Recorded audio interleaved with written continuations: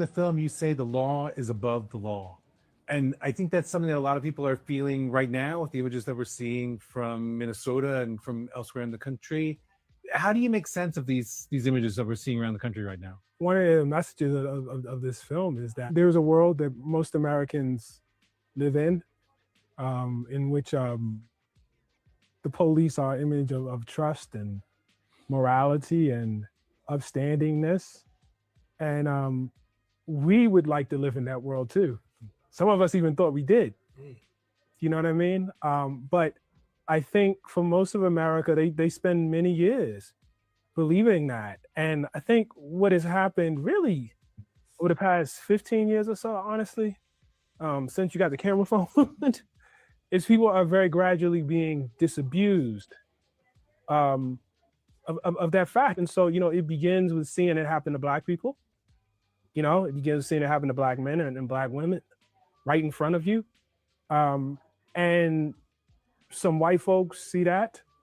And they decide that, they don't want to live in a world where things like that happen. And then they decide they're going to stand up, and they quickly realize that the law can be turned against them too. And that is, I don't rejoice in any of that. But I do come back to the fact that what you're seeing play out across the country is connected to this story. Trump wanted to put the Central Park Five to death. You know what I'm saying? Like, these are the same people. These are not, different people. They're bullies. And, when they get, the tools of the state and the violence of the state, they use it upon whoever. And that's this story. Yeah. Good morning and welcome to the Wednesday edition of Let It Be Known. And that was Ta-Nehisi Coates. And I can't disagree with him, Niele. Yeah, it's a sad case. Welcome to everybody that's joining us for Let It Be Known. This is where we're bringing you the headlines from a perspective that you're not seeing, which is the Black perspective, which is important because what we're seeing happening across America is nothing new to us. It's surprising as how now they're going after their own, but it's nothing new to us, Stacy. We're not it's just sad that we're going backwards. We feel the sense of backwards and trauma, because think about it. A lot of our ancestors, Stacy, never even got justice. Never received justice. Never. Right. And it was a story yesterday we brought about some you had the story, man. After 70 years he was executed, and they exonerated him. I think it was 70 years later. 70 years later. Yeah. But there's so many more that never have received justice and probably never will get justice. I mean, Breonna Taylor has never gotten justice. Trayvon Martin has never gotten justice. Yeah.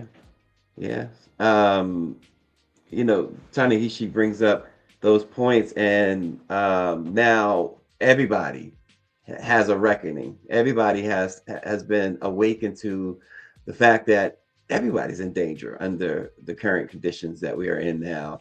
And that is something new to this country, where it doesn't matter your skin color right now. You are in danger from, this runaway administration, if you will. And I like Ta-Nehisi's father, folks, is Paul Coates. He's a Black publisher in Baltimore area, book publisher, and he's a delight to talk to. I've never spoken with Ta-Nehisi, but I've spoken with Paul several times. Paul is a very deep man. You see where Ta-Nehisi, although Paul refuses to take any credit for all of his son's accomplishments, but you could see where Ta-Nehisi gets his intellect from, not just from the books, but how he was raised. If you ever get a chance, and Paul is a very open guy, to talk to Paul Coates, I would advise talk to Paul Coates. You get some seriously great insight. And I think it's Coates Books or something like that is the name of his company there in Baltimore. But it's a really insightful family. And Paul, obviously, we know Ta-Nehisi is a Pulitzer Prize winner, and has always kept his finger on the pulse of what's going on. And to hear him break it down so simple, because it is that simple. Everybody is in danger, and there's Paul Coates. Yeah, definitely support our Black small businesses as as we look to boycott, or the nation looks to boycott on Friday. Support Black Classic Press. So is it a bookstore, or is it just a book printing company? It's a book printing company. I'm not sure. He may have a store as well. Okay, got it. Um, Okay, well, support the yeah, books that he prints. yeah, exactly. RNG says blame the six Klan conservatives in the Supreme Court. They made Trump a king. The Brett Kavanaugh's stop has made racial profiling legal. Yeah, and also what's going on today that we hadn't seen in the past is what happened with Ilhan Omar. The congresswoman was attacked at her town hall. It's the second attack on a congressional Black Caucus member in 4 days. That has to be disconcerting, to say the least. Well, what makes this really, disturbing, and it's trauma, it's terror, right? Because we remember there were also 2 lawmakers killed just last year, wasn't it last year? We're talking about Melissa and Mark Hortman, and the shooting of John and Yvette Hoffman. And so the attack on electeds in this state, is traumatizing. But you saw Representative Omar. She was ready to duke it up with him. Oh, you saw that? I caught that too. Duke it up with him. But I mean, that's the defense mechanism, because you have elected officials being murdered, being attacked.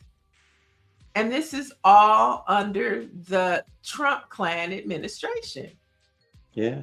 Yeah. She it's not a laughing matter. It's but I had to laugh because you're 100% right. When I watched that, wow, she was ready to defend herself, Right. which hey, you got to do what you got to do. Yeah, and I'm not going out like that, she said. Yeah, she tweeted, she said, "I'm okay. I'm a survivor. So this small agitator isn't going to intimidate me from doing my job. I don't let bullies win. Grateful to my incredible constituents who rallied behind me. Minnesota strong." Those were her remarks after that. Austin says, "Don't let her size fool you." And Mike V makes a very, very serious point, Niele. That could have been acid thrown across her face. Right, right. And the Congressional Black Caucus also released a statement saying, "We stand with Congresswoman Omar and the city of Minneapolis at this crucial time and call on our colleagues across the aisle to step up and de-escalate this dangerous rhetoric that fuels attacks like the one we witnessed this evening." They said, "Enough is enough. We are outraged." And so those are her colleagues, speaking up as well. Yeah. Nobody should want this. But, no matter what side that somebody might plant themselves on, left, right, Dem, Republican, nobody should want this. It should be such an outrage to everyone. I think what's lost, one of the many things that's lost is that people are not, as much as they're expressing their disdain for this administration, disdain for Stephen Miller and Carolyn Levitt, no one's throwing white powder at them. No one is attacking them physically. But this administration has weaponized, and it's so interesting. They keep playing these videos, Niele, of former Vice President Kamala Harris, of former President Barack Obama, and others who said some time ago, certainly on the campaign trail, they were going to weaponize the military against the citizens. And we are seeing it in real time and on a consistent basis. Yeah, I think too, though, that it's important to focus on, what is being done. Because, this is a song we sing as Black folks, and we know it play by play. But as you see, Representative Omar, Representative Frost, they continue to do the work of the people. And I hope that American citizens see that type of respect and how they are for the people.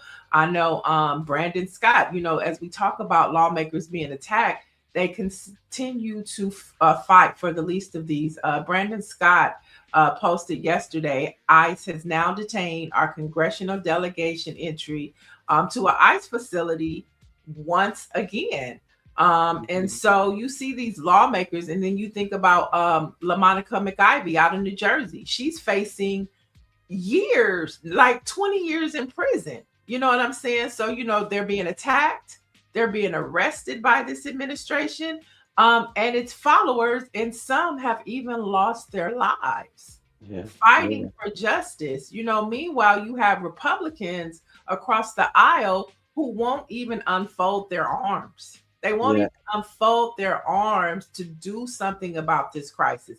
It's so bad. It's bad when the NRA starts going against Republicans in their talking points. Yeah, I mean, it's like that's my point too. It's like you have a administration that by several accounts, whether you believe it or not, has the lowest approval rating in history, and yet, as angry as people are, no one's attacking them physically. They're attacking them with words of disapproval, which is what the American way has always been, or supposedly has always been, right? The right to protest, the right to freedom of speech. Yet those without power, those who are challenging power, are being physically assaulted and in some cases eliminated. Right. So we'll definitely need to, for the saints out there, the praying saints, let's make sure we keep our elected officials lifted up in prayer as they do, as John Lewis says, stir up some good trouble. And this behavior pattern that we see happening is affecting our school systems as well. Check this out. 5 white high school students from Virginia have filed a $10 million civil lawsuit claiming defamation against a principal who suspended them after they allegedly gifted fried chicken and watermelon to a Black special education student.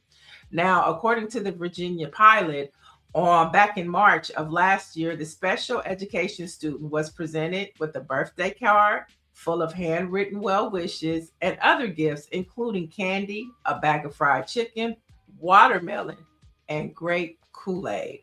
Now, the principal sent a notice to the students' parents, making them aware of the incident and the consequences of suspicion. And according to the lawsuit, the principal's initial memo contained reckless disregard for the truth, causing harm to the plaintiff's reputations, emotional well-being, and prospects. Now, the suit claims the students have been physically threatened, stalked, and confronted by strangers, and that they have suffered damage to their property. But what about the damage they caused to the student? Didn't you say it was a special ed student too? Yeah.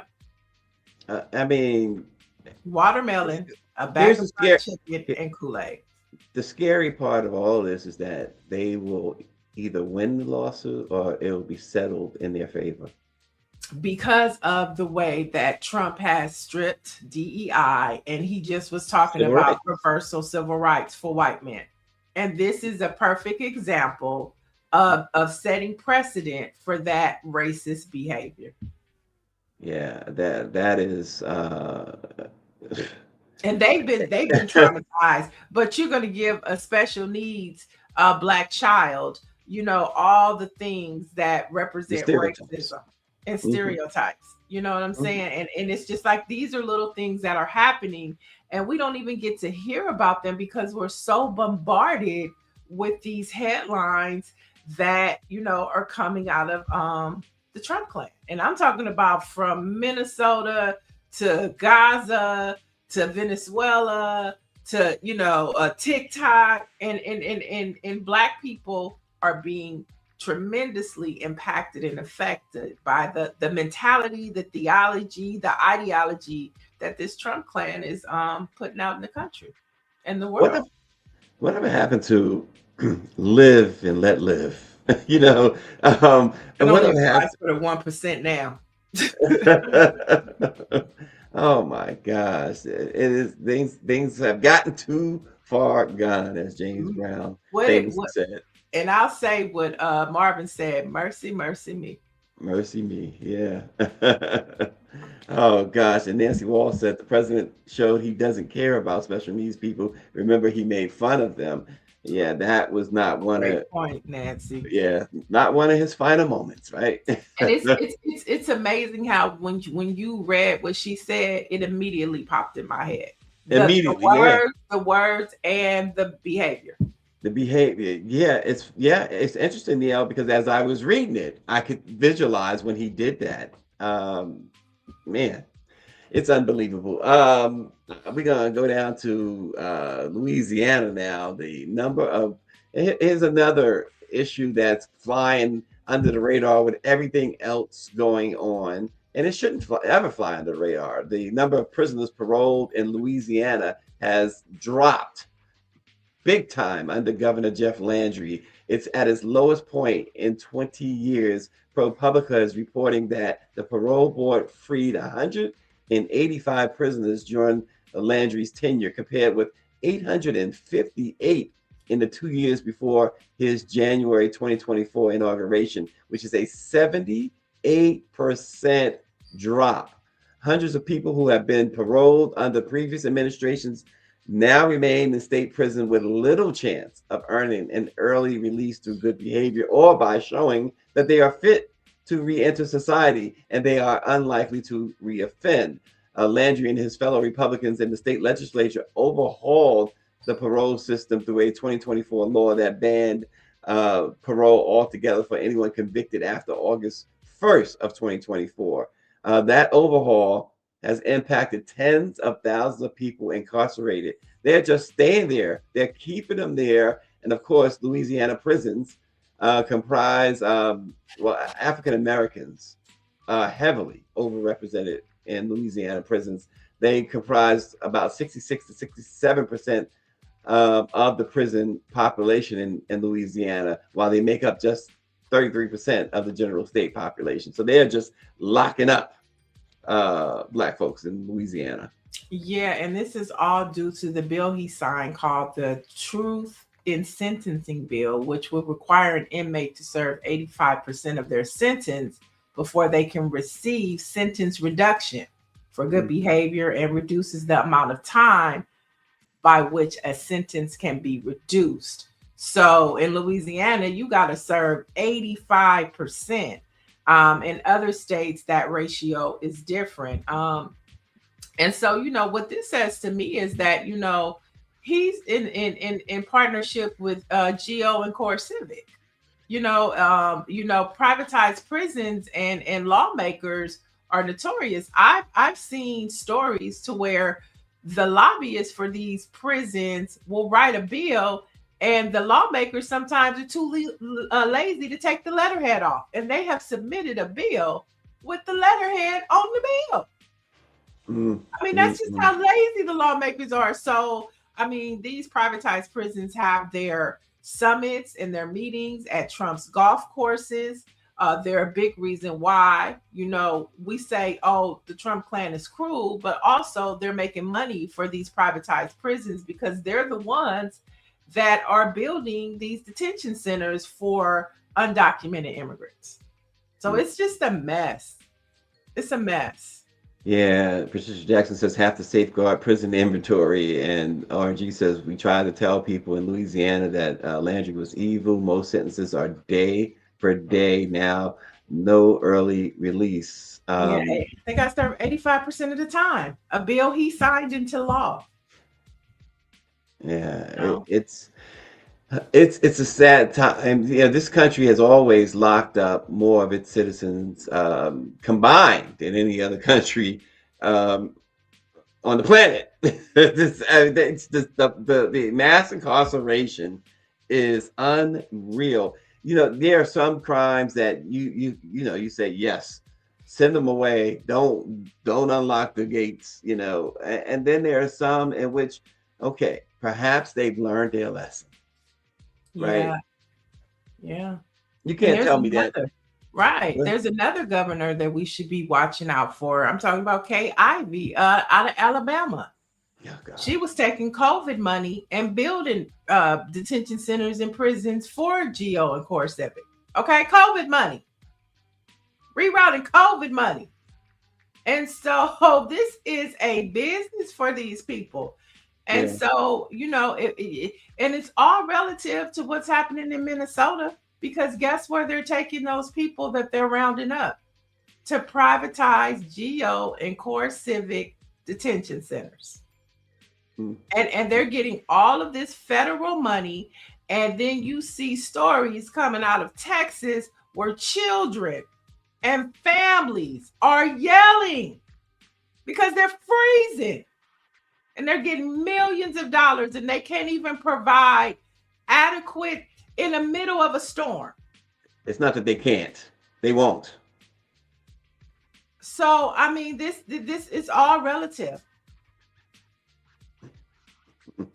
Man, oh boy. Folks, here's a very heartwarming story. Turns out it's a heartwarming story. It doesn't start that way, but for Rhea Holmes, it turned out heartwarming.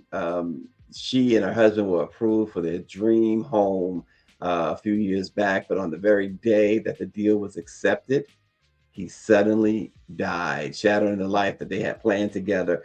She used the money intended for the down payment to purchase a cemetery plot in Bent's, so she could remain close to him. Later, losing her job, falling into depression, and being evicted from her home with nowhere else to go, she spent months sleeping at her husband's gravesite until a Syracuse, New York police officer named Jamie Pastorello stepped in, securing temporary shelter and connecting her to housing support that ultimately helped her obtain a permanent home. This story has lost, it has depression, and it has heroes, from a local cop to the president of Lemoyne College. The president of Lemoyne College, the cop called him first. And it just so happens that the students were on a break.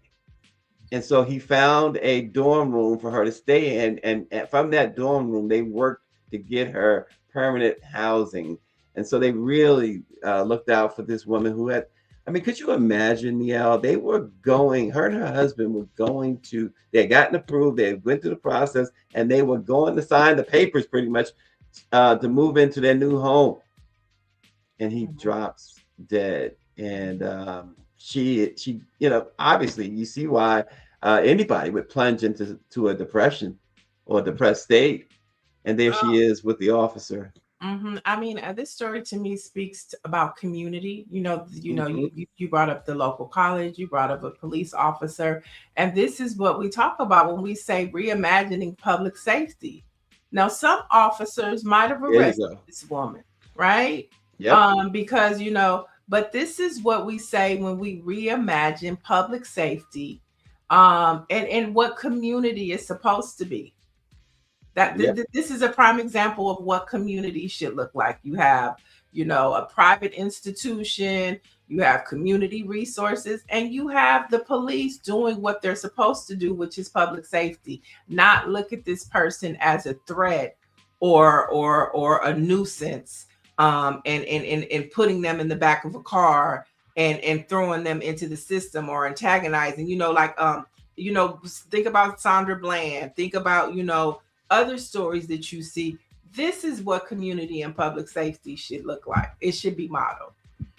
Yeah, that 100% right. That's what police officers should be for, right? That should be a big part of their job. Because on most police cars throughout the country, what does it say? Protect and serve. Yeah. It's supposed to be public safety, not, safety, right? People shouldn't be afraid of the police. Yeah, Brenda Phillips says, this is a story that makes you have hope. Yeah, I mean, protect and serve. He protected and served this woman. That's what, when they were yelling a few years ago, defund the police. This is what they meant. This is part of what they meant. It wasn't about not having officers. It was about reimagining, like you said, public safety, mental health, and things of that nature. So that's, I saw that and I said, man, we have to lift that up. We have to lift that up. And here's something else that's going on that we got. It's, if we don't lift it up, you're going to experience it anyway. You are experiencing it. And that is this organization, Trace One, has a new an analysis that shows grocery inflation has outpaced overall consumer prices since March of 2020, with food at home costs rising almost 30%, compared with a 25.6% increase for non-food items. Beef prices, for those who eat beef, surged the most, I should say. They led, it was led by beef roasts, which were up almost 74%, steaks up 57%, and ground beef up 52.5%. And they say that has been driven by drought, higher feed costs, and a reduced U.S. cattle supply. Eggs, of course, we know everybody's been complaining about the price of eggs for a while now. They rose almost 52% over the same period, but they did fall 13% from December 2024 to December 25. Households now spend an average of $681 per month on groceries. Wow. Or 43.5% of total food spending. The highest, I should say, cost is found in Mississippi, where households devote the largest share of consumer spending to groceries at 9.3%. So, Niele, food costs a lot.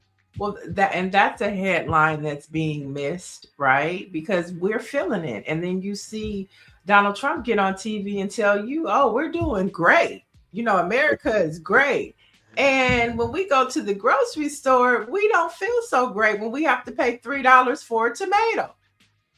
Okay, a tomato, $3. You know what I'm saying? And add that to, you know, you get it's real, and we can't even talk about those things. And then we're on the loom of a government shutdown, and they're not even talking about inflation. The only thing that's on the table is funding ICE.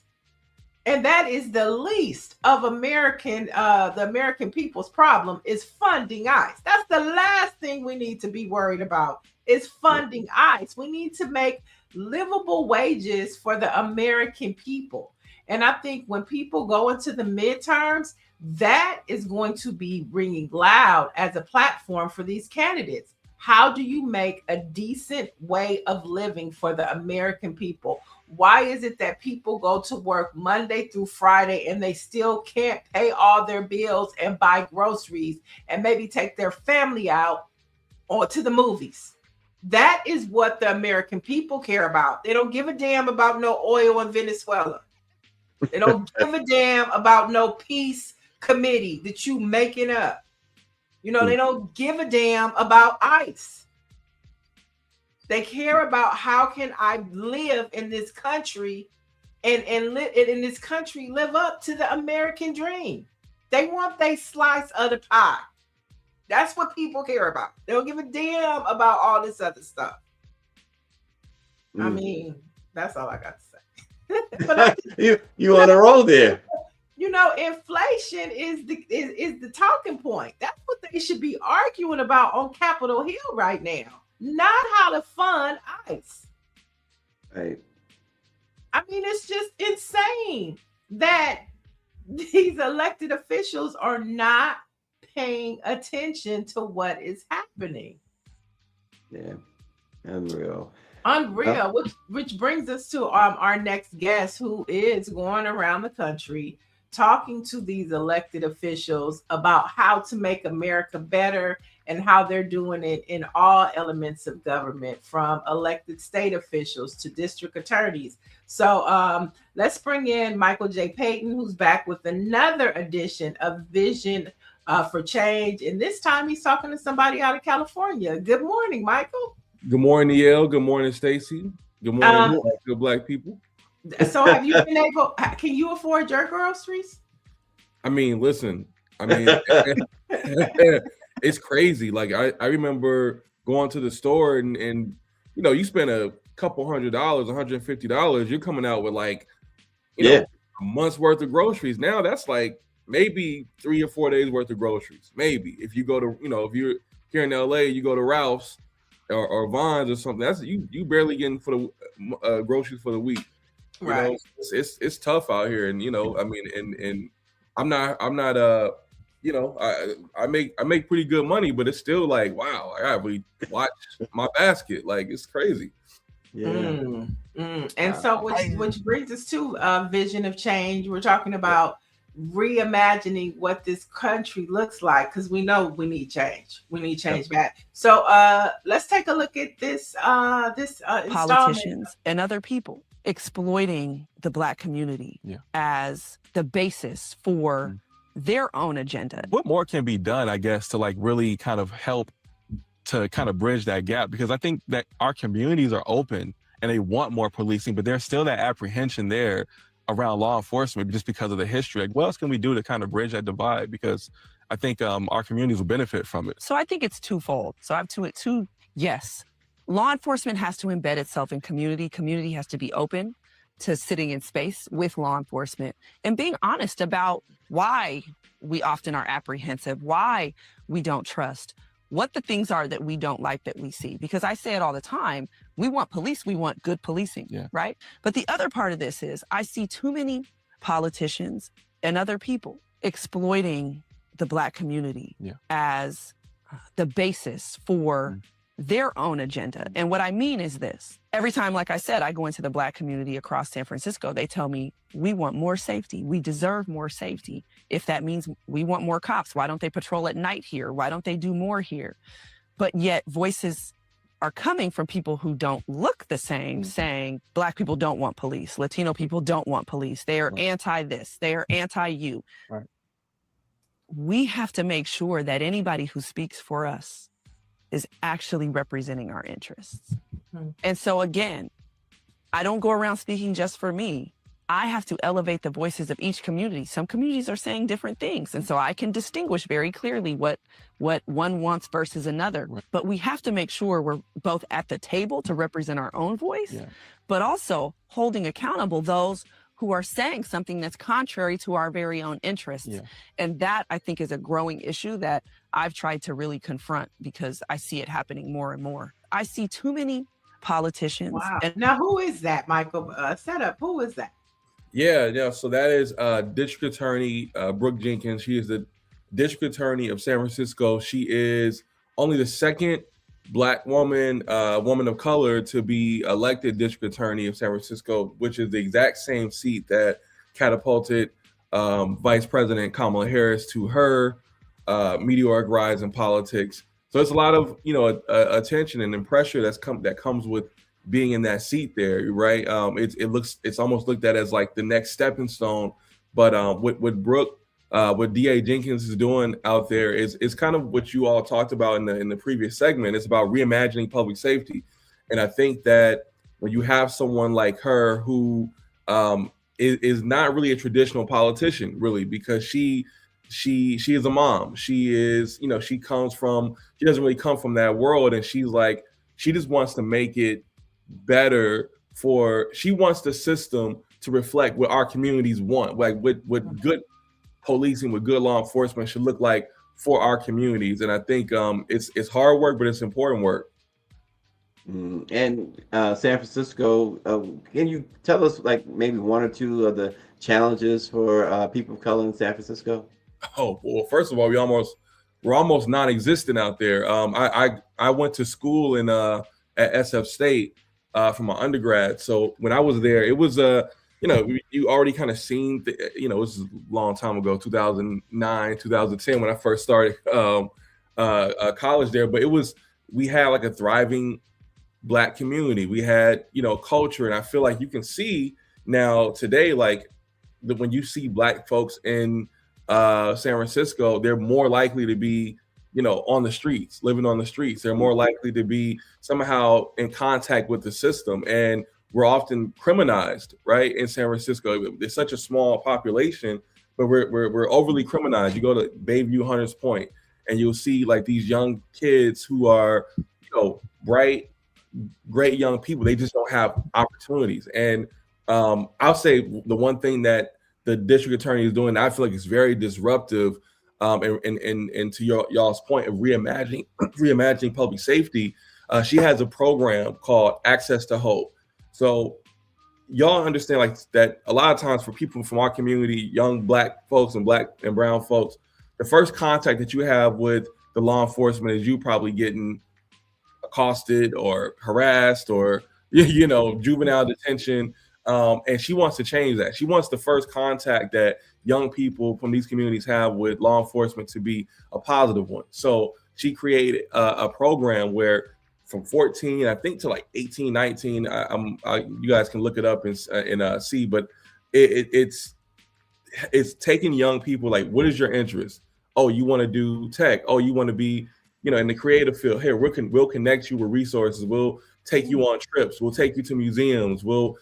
They taking kids down south on this trip called the Sojourn Project, where they show kids and teach kids about the civil rights movement and the history of policing and why we have such a mistrust for police. They're young kids, 14 through like high school and some college, right? And they're given scholarships and internships, all from the DA's office.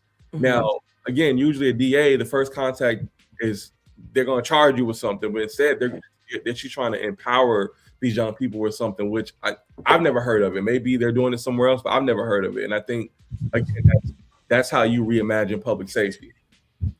Dr. Marilyn says it's almost impossible to find affordable housing in San Francisco. And Nancy Wall says investing in our youth.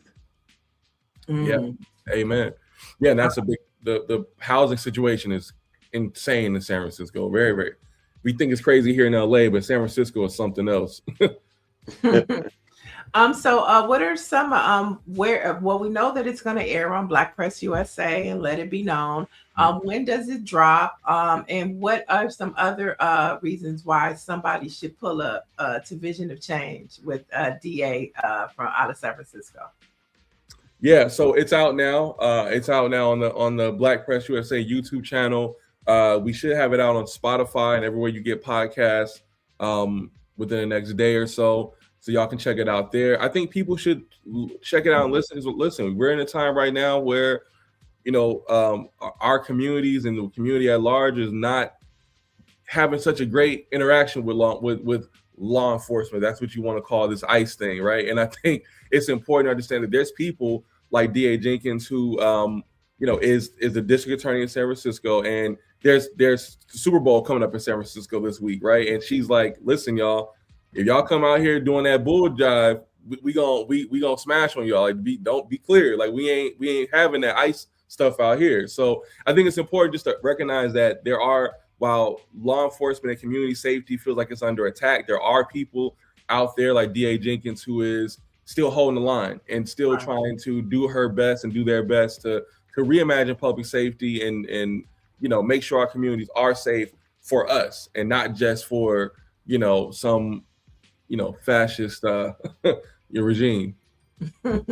Well, thank you so much for joining us. Everybody go take a look at it, like and subscribe to our channel, because Michael has a lot more Black voices from across the country that's pushing the Black agenda. Thanks so much, Michael.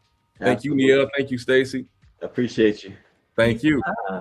And as we talk about moving things forward, legacy civil rights organizations, the NAACP, Urban League, National Council of Negro Women, NAN, and others sent a letter to the Senate demanding a no vote on ICE and DHS operation funding. Now, amid the murders of Keith Porter, Renee Good, Alex Preddy, and the recent shooting just yesterday in Arizona, somebody was shot yesterday in Arizona by ICE. They are saying no vote, which I think is good. But what I also found interesting is that the NAACP is now calling to abolish and defund ICE. Now, I think that's huge for the NAACP to make such a bold statement. But that is what Derek Johnson went across the country doing yesterday, saying, not, we need to stop it, but abolish. Yeah. That's you're right. It's unusual for them to go that far. But you understand it. You certainly understand it. There are many ways in which you can have enforcement of if it's illegal immigration, undocumented. Because what's going on? Well, we know what's going on. Part of what's happened too is folks have court dates to get their citizenships, and they are grabbing them when they have their court dates. Yeah.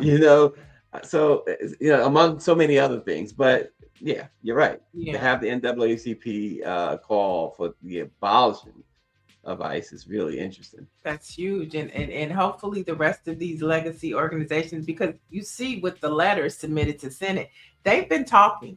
We were just on a call yesterday, and they were like, there are these group chats with these civil rights leaders. So, we started off talking about, Representative Omar, and, talking about how, they're doing the work. That's why she got sprayed, yesterday. They're doing the work. And these legacy organizations are doing the work. And so hopefully, we'll see how things go. But also don't forget, on Friday, January 30th, it's the ICE out blackout. And so they're saying no school, no work, no buying.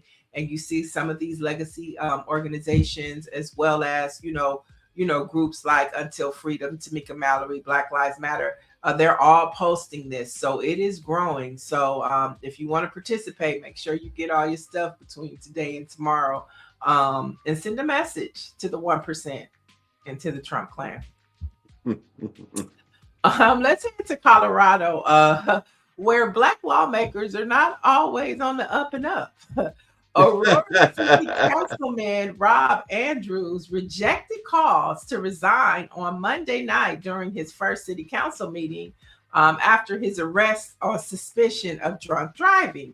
Now, police body camera footage and arrest records showed Andrews had a blood alcohol content of more than 3 times the legal limit, and asked the officers how to keep the arrest from becoming public. Okay, that's what he wanted to know. So, and here's the kicker. Andrews chairs the council's public safety committee. Now, he was elected to the council in November as part of a progressive wave that resulted in a 6-4 liberal majority on the council. And his fellow progressives seem to be supporting him because they refused to say he should resign at the council meeting. So the question is, does he get a pass, or boy, you got to go? Look, hey. Is that enough? Is that enough to say no more, or do you give him a pass? But the fact that he said, how can we keep this quiet? Well, he was embarrassed about that. But here's the thing: if he gets to keep his council seat, which he is a case in which he can keep his council seat, there's no way that he should be on the Public Safety Commission. Yeah, he has to be removed. Yeah. You could say maybe you should be on the chair of the Alcohol Anonymous Committee, but not public safety, bro. That's not. Yeah. Now, even if he would have got arrested and not said that, then maybe okay, you got drunk. You said, but I'm about to say something. And you should not have done that. Said that. his council seat depends on the charges, because keep this quiet, bro, is just can we keep this quiet is kind of is right, diabolical. But his council seat legally is safe unless there's a felony charge, right?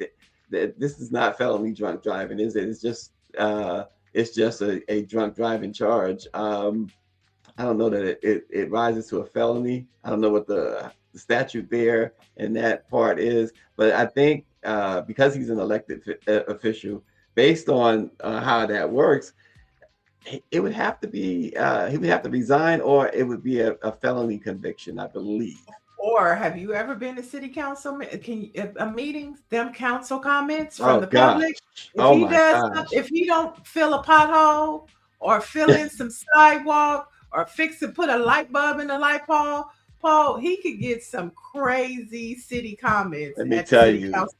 I know all about those. I covered Scranton, Pennsylvania City Council for a few years, and there was nothing in America like The this. city council. I mean, I've watched city council members get cussed out, called bitches. Oh my God.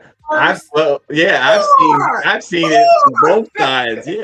Yeah, I've seen it from both sides. The council going crazy. Oh yeah, sometimes they have enough. You know, that Yeah. they sit up and listen to these people for about 9 weeks. On that 10th week, they look here. What we not gonna do today. So if you want to just, and I think everybody should experience their local city council Oh meeting. my God. They're boring. They're boring, but they're also colorful. And you learn a lot, but what you learn is people power. You do have a right to speak up. You do have a right to say something. And sometimes those things that you say become a light bulb moment for city council members. So if you can, you know what I'm saying, you should just experience one, because that's when you realize, oh, they really do work for us, because they have.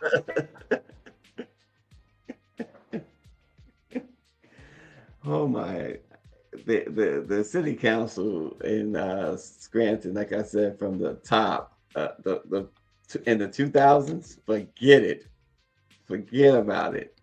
It was off the chain, Niele. I think we lost Niele. Uh-oh. Okay. Well, heck, I wanted her to finish. I wanted to hear what she had to say. A black here's a story that I found to be very interesting too. Perhaps you will as well. Black grandmother found safe after going missing for days. Annie Stokes, 87-year-old African American from Pascagoula. Did I say that right? You guys in Mississippi, was reported missing and later found safe inside a Walmart after several days of searching. Her family confirmed she was in good health after authorities and local residents helped locate her. Mrs. Stokes was last seen on Tuesday, January 20th in Jackson County. When she didn't return home, officials issued a missing person alert and began searching surrounding communities. The search came to an end just this past Monday when authorities found her inside a Walmart. Police confirmed that she was safe, and they contacted her family shortly after. They haven't given any further explanation that surrounds her disappearance.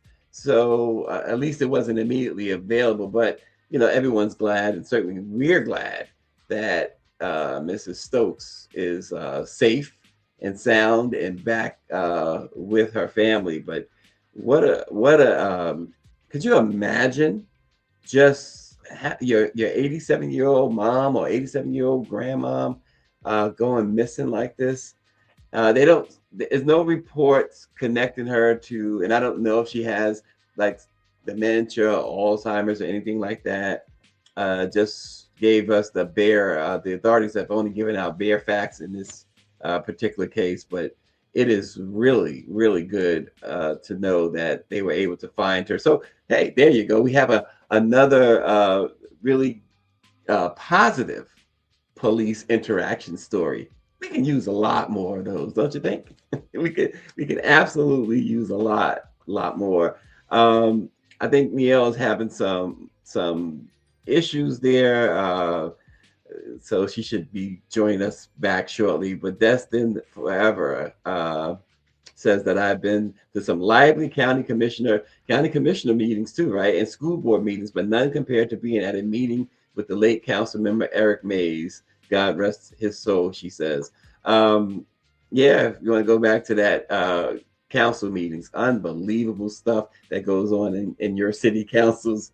People threatening to fight each other, including council members threatening to fight each other. So lots going on there. But The Super Bowl she mentioned, there's a couple of things going on with the Super Bowl controversy, contrived controversy maybe. There's this poster that was released by the NFL back in September, and now all of the internet detectives are noting that the two quarterbacks that are in the Super Bowl from New England and from Seattle, well, they had a line of all these quarterbacks. They were in the front next to the Super Bowl trophy. This is back in September, and neither New England or Seattle were anything close to being favorites to go to the Super Bowl. So the conspiracy theorists say that this was all a setup. I'm not here for it. I know Greer is a big conspiracy theorist. I don't know if she's, when it comes to sports, but she's a conspiracy theorist. Well, but let me tell you what I will say. I'll say this. When they announced the Super Bowl recently, like, oh, so that these two teams are going, it was, look at this poster. When's the last time you see a poster look like this? Very suspicious. Right. Look at that picture. I'm not trying to be a conspiracy, but I'm just saying, look at that. I mean, come on. Listen, yeah, that's what they have been saying all across the web, that this is some sort of setup by the NFL. But Niele is really struggling with her connection. So whether even in LA, right? So let's go through some black facts before we get out of here then. On this date in 1960, Zora Neale Hurston, the renowned author and anthropologist and filmmaker known for Their Eyes Were Watching God, passed away in Fort Pierce, Florida. That was a big loss for everyone to hear that Zora Neale Hurston had died. So that's our black fact for today. We will get Niele back tomorrow, and hopefully you guys will join us again tomorrow on Let It Be Known. Thanks for watching.